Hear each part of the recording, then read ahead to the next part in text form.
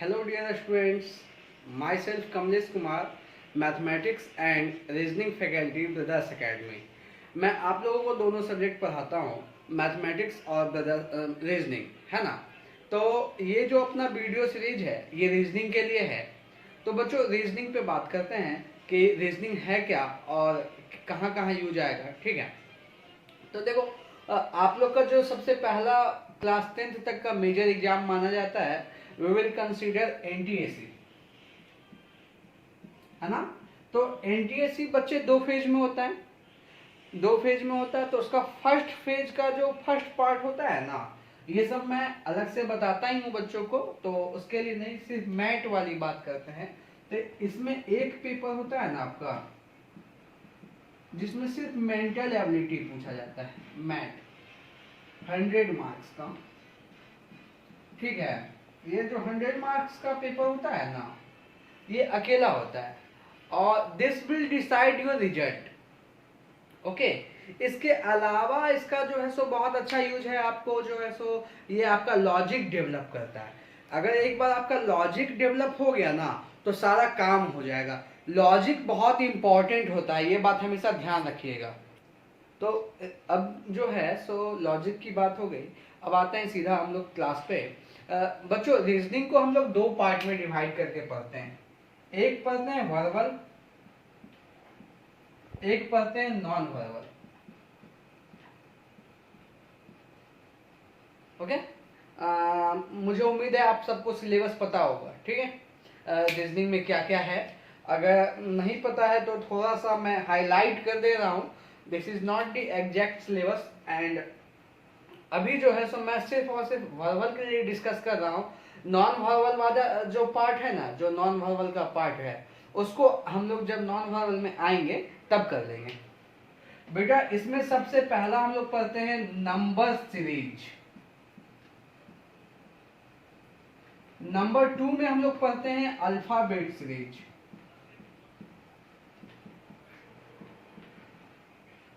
Number 3 में हम लोग पढ़ेंगे इसमें आपको मिक्स प्रॉब्लम। मिक्स प्रॉब्लम क्या होता है कि कुछ ना एक ऑडमैन आउट टाइप का क्वेश्चन होता है, 4 ऑप्शन होते हैं, उसमें से जो गलत होता है उसको चुनना रहता है, ठीक ना।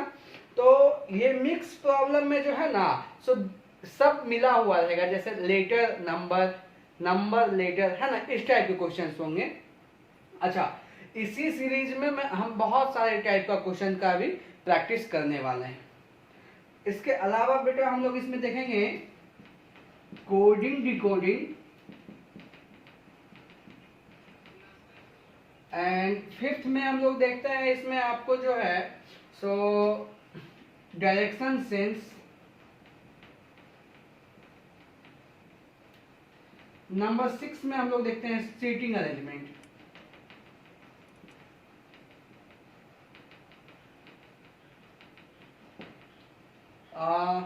This will our syllabus for for verbal part.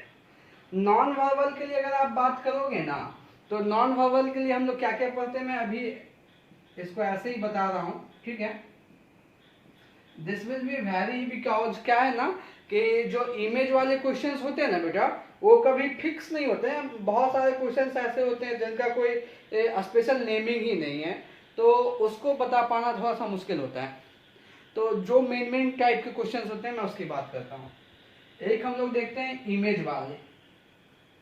Image वाला दो तरीके का क्वेश्चन पूछता है, यहाँ ई रह गया रे। इमेज वाला क्वेश्चन दो तरीके का पूछता है बेटा, एक तो पूछता है आपको मिरर इमेज,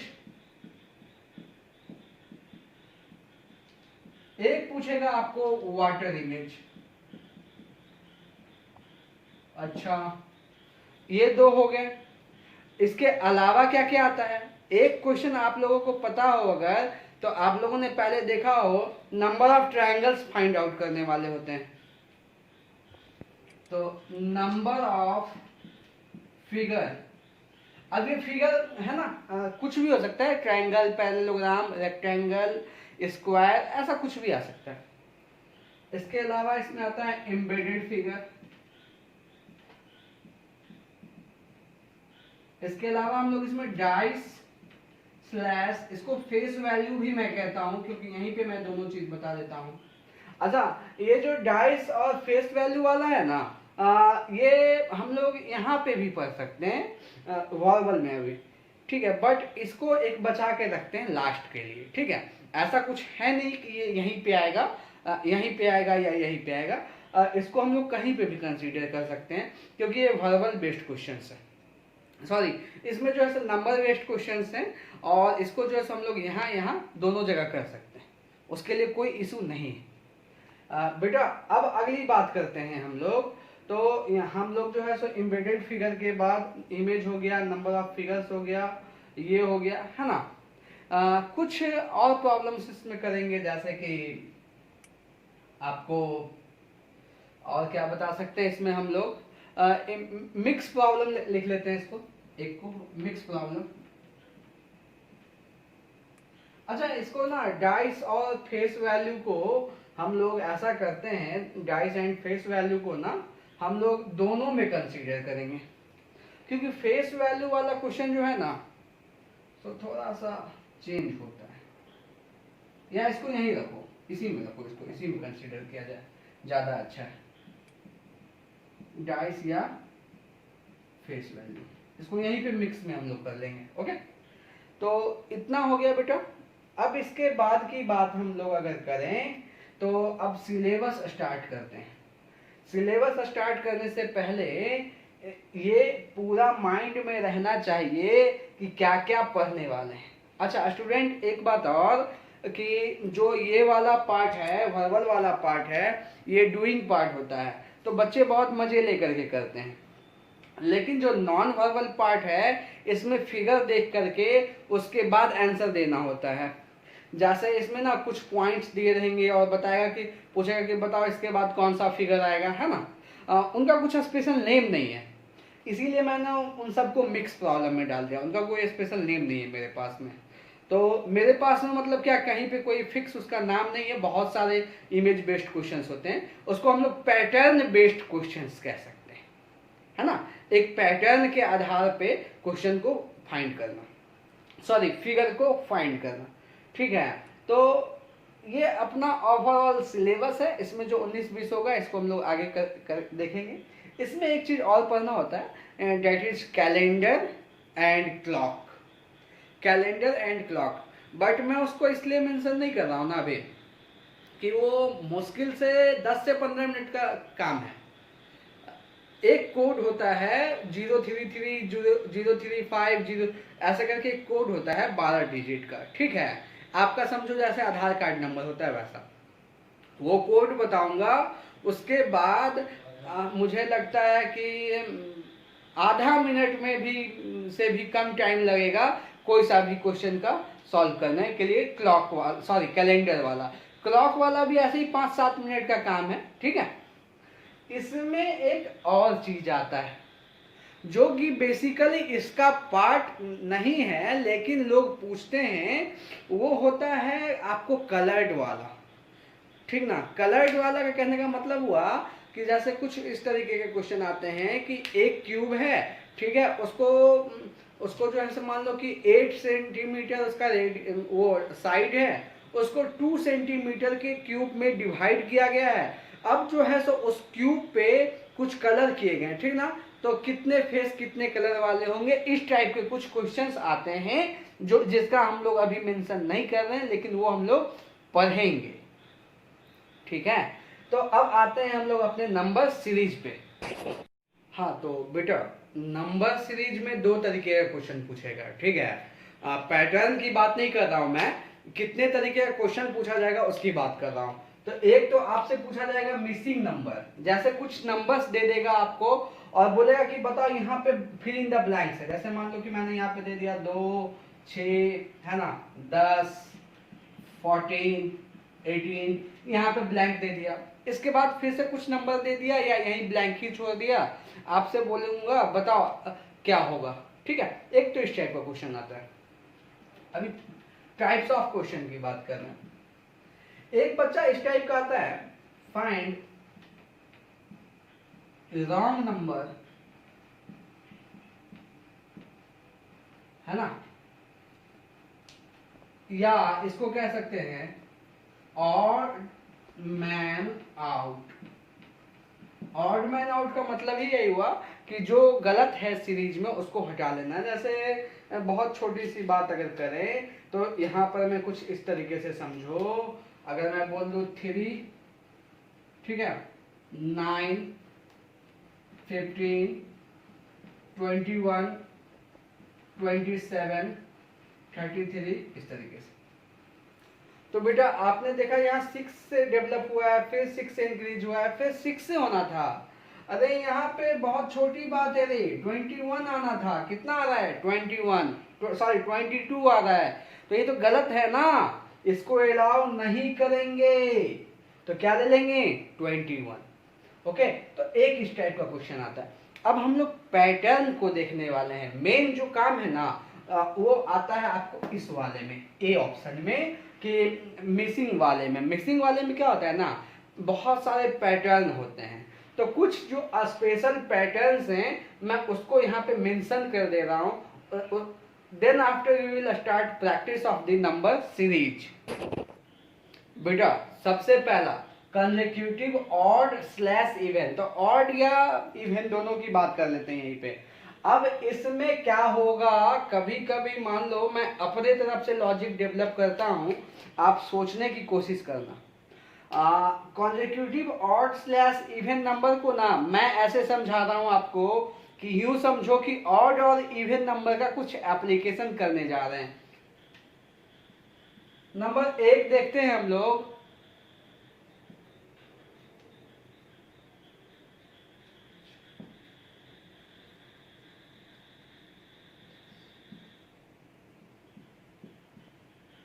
बेटा बोल, यहाँ पे 2 लॉजिक लग जाएगा, ठीक है। कितना आ जाएगा यहाँ पे? 16 छोड़ करके 18। देख 2 लॉजिक बताता हूँ। एक तो 4 का गैप है, इनिशियल लॉजिक, ठीक है। दूसरा लॉजिक किस हिसाब से लगाया है या क्यों होगा वो अगला क्वेश्चन करते ही आपको पता चल जाएगा।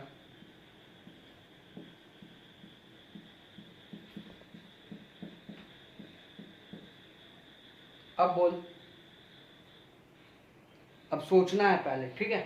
मैंने किया क्या, देखो एक इवन नंबर लिया, ठीक है, 2 का स्क्वायर किया 4, एक इवन नंबर छोड़ दिया 6 का स्क्वायर किया, अगला इवन नंबर फिर से छोड़ दिया, फिर एक इवन नंबर छोड़ दिया, फिर एक छोड़ेगा 16 छोड़ करके कितने पे आएगा? 18 का स्क्वायर लिख लेना। तो इस तरीके से क्वेश्चन आते हैं। इसके अलावा इसमें आपको जैसे कि मान लो कि किसी नंबर से मल्टीप्लाई करके उसमें कुछ प्लस करके, है ना। तो अगर एक एग्जांपल लिया जाए तो ऐसे समझ, 4, 10, 16, नहीं इसको हम लोग कुछ थोड़ा सा अच्छा वाला लेते हैं क्वेश्चन। हाँ, तो हम लोग नंबर सीरीज के पैटर्न की बात कर रहे थे, कैसा कैसा पैटर्न पे क्वेश्चन आएगा। तो देखो बेटा, एक आता है consecutive odd slash even numbers. इसका मतलब हुआ कुछ इस तरीके का नंबर, समझो ना कि अगर मान लो कि मैं इवन नंबर्स को यूज करूँ, तो एक बनाता हूँ 4, उसके बाद कितना जगह तुम्हारे पास 2 का स्क्वायर 4, फिर तुम्हारे पास में 6 का स्क्वायर 36, फिर 8 का स्क्वायर 64, 10 का स्क्वायर 100। इस तरीके से मैं तुमसे अगला नंबर पूछ लूँ। तो this is the example of consecutive even square, ठीक ना। ऐसे ही आपको बोल सकता है कि ऑड नंबर के लिए हम लोग बना सकते हैं कंसेक्यूटिव प्राइम नंबर। देखो अगर पैटर्न के नीचे नीचे क्वेश्चन करोगे ना तो बहुत आसान बात है, लेकिन जब सब कुछ मिक्स हो जाएगा ना, जब सब एकदम समझो एकदम मिक्सअप हो जाएगा, कुछ पता नहीं चलने वाला कि कहाँ से क्या आया है, तब जो सबसे ज्यादा परेशान करेगा ना वो है प्राइम नंबर। अभी मैं आज ही के एग्जाम्पल में आपको दिखाऊंगा कि आपका दिमाग कैसे घूमेगा इस एग्जाम्पल नंबर 2 के लिए। इसको याद रखना, मैं बताऊंगा नहीं कौन सा पैटर्न है, फिर आप खुद से सोच के देखना। तो जैसे प्राइम नंबर्स में अपने पास क्या क्या है, 2, 3, 5, 7, 11, 13, इन नंबर्स का जो एप्लीकेशन है ना बेटा, इन नंबर्स का एप्लीकेशन बड़े ध्यान से रखेंगे, ठीक है। एप्लीकेशन ऑफ these numbers, तो इन नंबर्स का एप्लीकेशन बहुत ध्यान से रखना। एप्लीकेशन का क्या मतलब हुआ सर? एप्लीकेशन मतलब क्या? अरे एप्लीकेशन मतलब ना कोई कैलकुलेशन जो हम लोग अप्लाई करेंगे ना, अभी नीचे बिठाने वाले हैं उसका बात कर रहे हैं, ठीक ना।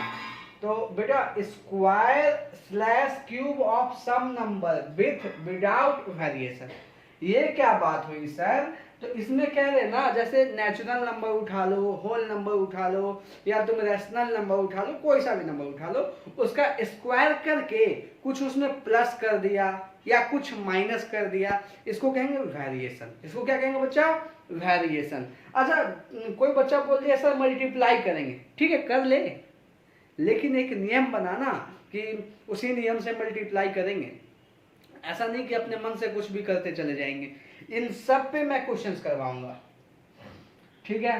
जैसे अगर कोई बच्चा बोलता है कि सर इसका एक एग्जांपल बता दीजिए, तो ये ले 2 5 10 17, अगला नंबर सोच तो बच्चा, सोच लिया? अरे इतना कहाँ टाइम लगाएगा? 26। लॉजिक देख, लॉजिक समझ, अभी लिख नहीं रहा हूं, आगे लिखूंगा उसको। 1 का स्क्वायर प्लस 1, 2 का स्क्वायर प्लस 1, 3 का स्क्वायर प्लस 1, 4 का स्क्वायर प्लस 1, 5 का स्क्वायर प्लस 1, वेरिएशन हो गया। चल मेरे को वेरिएशन नहीं करना है सर, वेरिएशन नहीं करते हैं, विदाउट वेरिएशन बताइए। हाँ तो लेना, विदाउट वेरिएशन भी यहाँ पे नीचे में लिख देता हूँ, ठीक है। विदाउट वेरिएशन लिख दूं क्या? चल ले लिख दिया। 4 9 25 49 स्लैश 4 9 25 49 स्लैश, अरे प्राइम नंबर यूज कर लिया, अभी तो बताया प्राइम नंबर। 7 के बाद का प्राइम नंबर 11 121, फटाक से आंसर। सबसे ज्यादा घुमाएगा, सबसे ज्यादा। Some product difference of प्रेसीडिंग numbers, पिछले नंबर का डिफरेंस चेक करना है या देखना है कितना ऐड हो रहा है उसमें, ये वाली बातें अभी जस्ट ये सब क्वेश्चंस करने वाले हैं। अच्छा प्रोडक्ट पे भी कभी कभी प्रोडक्ट पे भी पूछ देगा कि बताओ क्या डिफरेंस है ना। उसके बाद many more relationship can be develop. बेटा इसका मतलब ये है कि ओवरऑल तुमसे इस लाइन में हम ये बात बता गए, इतना छोटा सा लाइन लिख करके, कि रीजनिंग का कोई सिलेबस है ही नहीं। मतलब कोई नया पैटर्न डेवलप किया जा सकता है, कोई सा भी नया पैटर्न आपसे पूछा जा सकता है।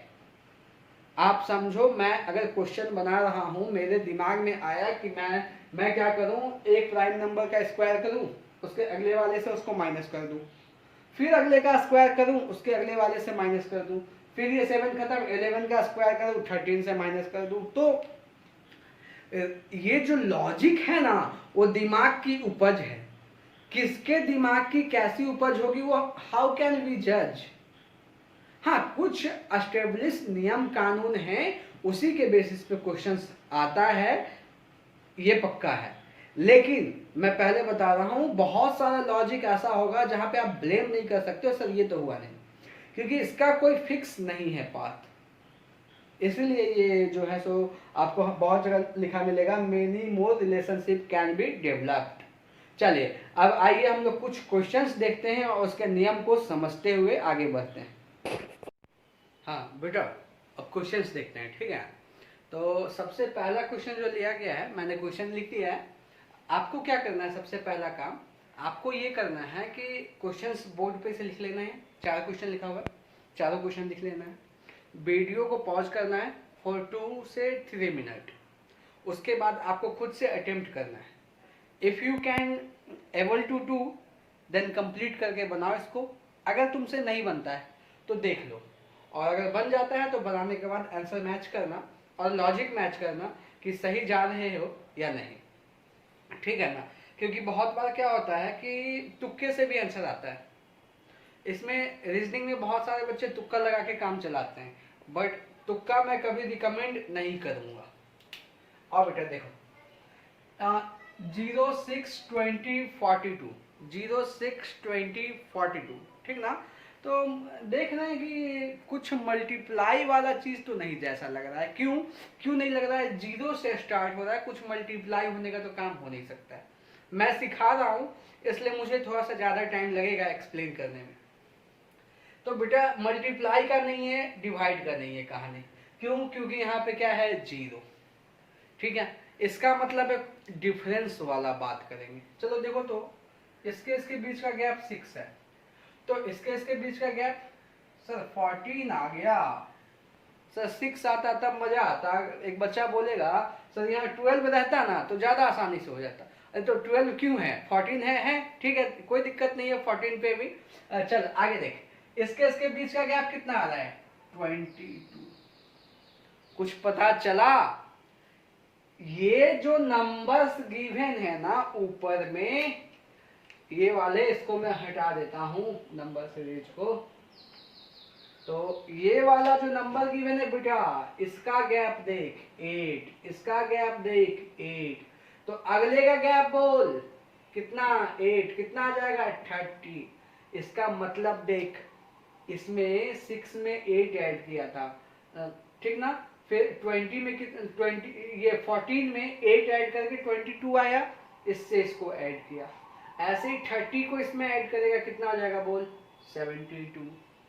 साथ साथ में बोलना है। मैंने क्या किया? इसका गैप 6, इसका गैप, यहां से यहां का गैप 6 था, इसका गैप 14, यहां से इसका गैप 22, ठीक ना। तो ये वाला जो गैप है ना बच्चा, ये वाला, ये 8 है, ये 8 है। तो यहाँ पे कितना आएगा? 30, तब ना यहाँ पे भी 8 आएगा। और इस 30 को हम लोग क्या करेंगे? 42 में प्लस कर देंगे, तो कितना आ जाएगा? 72, जो कि यहाँ पे लिखा। इतना क्लियर? अब आ जाए सेकेंड क्वेश्चन पे। सेकेंड क्वेश्चन को पहले नंबर देख, सोचने के लिए मैं तो बिल्कुल स्टार्टिंग से बता रहा हूँ। 4, 25, 64, 121, 196। अगर मल्टीप्लाई का होता तो देख, तो मतलब 6 टाइम्स में, फिर कितना 2 टाइम 2 पॉइंट कुछ टाइम्स में, फिर 2 टाइम्स के आसपास चला गया, तो मल्टीप्लिकेशन जैसा कुछ नहीं है। लेकिन अगर तुम ध्यान से पढ़ो और थोड़ा सा एक चीज गौर करो, तो मैंने बोला था square and with variation, square with variation और स्क्वायर विदाउट वेरिएशन। तो यहाँ पे अगर तुम देख पाओ तो तुम्हें दिखेगा 4 भी परफेक्ट स्क्वायर है, 25 भी परफेक्ट स्क्वायर है, 64 भी परफेक्ट स्क्वायर है। इसका मतलब ये सीरीज है परफेक्ट स्क्वायर नंबर का। 2 का स्क्वायर, 5 का स्क्वायर, 8 का स्क्वायर, 11 का स्क्वायर। देख बेटा, 2 का स्क्वायर, 5 का स्क्वायर, 8 का स्क्वायर, 11 का स्क्वायर, 14 का स्क्वायर।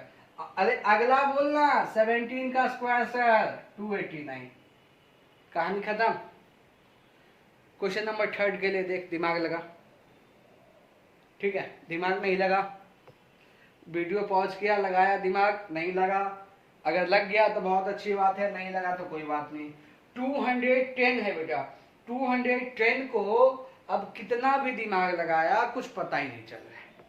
एक बोले थे ना मिक्स प्रॉब्लम टाइप का, जिसमें कुछ भी कहीं से भी आ जाएगा, तब एक नया लॉजिक सीख। इसको लिखते हैं 5 × 6 × 7। कई बार ऐसे करके भी लिख के देखना पड़ेगा। 122, ये है 4 × 5 × 6।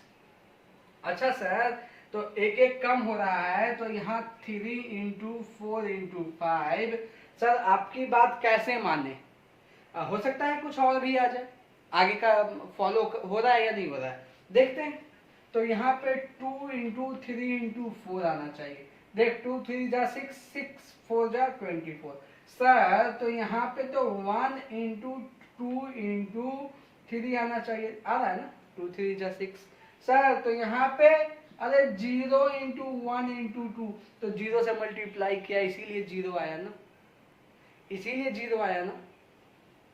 अभी अभी बोले थे कि सर 0 जैसा नहीं लग रहा है, तो जीरो स्टार्टिंग में है इसीलिए मल्टीप्लाई में जीरो को नहीं कंसिडर किया, लेकिन लास्ट में बीच में आ रहा है तब तो हो सकता है ना, बीच में भी नहीं लास्ट में आ रहा है जीरो, और अगर बीच में कभी आएगा तो आगे माइनस वाला नंबर दिया रहेगा, ठीक ना। इसका मतलब 3 4 जा 12 और 5 जा 60। दिमाग घुमा इसमें, अगर खुद से किए होगे, फर्स्ट टाइम ये लेक्चर देख रहे होगे तो दिमाग घुमा होगा पक्का, है ना। तो अगर बन गया तो वेरी गुड है, नहीं बना तो कोई बात नहीं।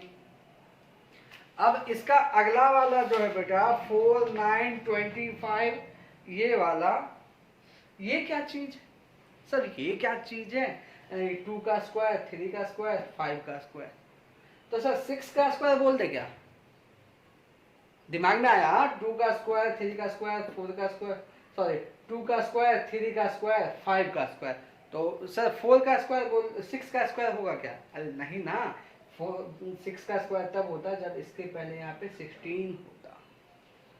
तो सर ये है क्या? पता जाए 2 का स्क्वायर, 3 का स्क्वायर, 5 का स्क्वायर, 11 का स्क्वायर, 11 के पहले 7, प्राइम नंबर सीरीज। बोले थे जब नियम बताए हैं इसी लेक्चर में, जब नियम बताए हैं स्टार्टिंग में ही, तो बोले थे कि जो प्राइम नंबर का सीरीज होगा सबसे ज्यादा घुमाने वाला सीरीज होता है। तो बेटा बोल 2 का स्क्वायर, 3 का स्क्वायर, 5 का स्क्वायर, तो कितना? 7 का स्क्वायर, 11 का स्क्वायर, 49। यहाँ पे लिख ले प्राइम नंबर सीरीज। तो बच्चों अभी आपने देखा इन क्वेश्चंस को मैंने किस तरीके से अटेम्प्ट लिया है ना। इसी तरीके से आपको भी अटेम्प्ट लेना है। Mental ability is basically depends on your practice. मैं सारे रूल एंड रेगुलेशन बताऊंगा जितना तक हो पाएगा, बट मैं फिर भी कह रहा हूं आपको कि ऐसा है ना कि मेंटल एबिलिटी में कभी भी कोई सिलेबस फिक्स नहीं होता है, जो करोगे सो आप करोगे, आपकी प्रैक्टिस है। हाँ अब बोलेगा सर बाकी सब्जेक्ट में भी तो हम ही करेंगे, बिल्कुल, लेकिन बाकी सब्जेक्ट का क्या है ना, एक सिलेबस है, एक दायरा है, ठीक है, इसका ना कोई फिक्स सिलेबस नहीं है। अब तुम सोचो ना, यहाँ पे ये दिया ना, अब इसमें अगर मान लो मैं थोड़ा सा और लॉजिक लगा देता कि 2 से प्लस कर देता, या चल छोड़ 2 से प्लस नहीं करता, ये जो आया ना इसमें 2 से मल्टीप्लाई करता चला जाता, दिमाग लगा, तो सर कैसे होगा? डरा नहीं रहे, समझा रहे, तो कैसे होगा सर, ये बात कैसे पता चलेगा? This is you will get when you practice a lot of questions. जब आप बहुत ज्यादा क्वेश्चंस का प्रैक्टिस कर लोगे, कर चुके होगे, तब ये वाला अपने आप ऐसे ऐसे क्वेश्चंस बनते चले जाएंगे। सर तो क्या करना है, अब आगे का काम क्या है ना। तो बच्चा मेरे आगे का काम ये है कि पहले तो इतना लेक्चर देख लेना है, ये देख लिया कंप्लीट, नोट्स बना लेना है, ठीक है, क्या क्या पढ़ना है इस बात को भी समझना रहता है, ठीक ना। रीजनिंग में क्या पढ़ना है क्या नहीं पढ़ना है ये बात भी पहले ध्यान में लगाना है, ओके। और मैं कुछ बातें और बता दूं, जैसे कभी एग्जाम में क्या होगा कि किसी क्वेश्चन को बना रहे, पेन रुका, जहां पेन रुका उस क्वेश्चन को वहीं छोड़ दो, मतलब वो दिमाग में नहीं आ रहा है छोड़ो, उस पर 2-3 मिनट लगाने का टाइम नहीं है एनटीएससी में।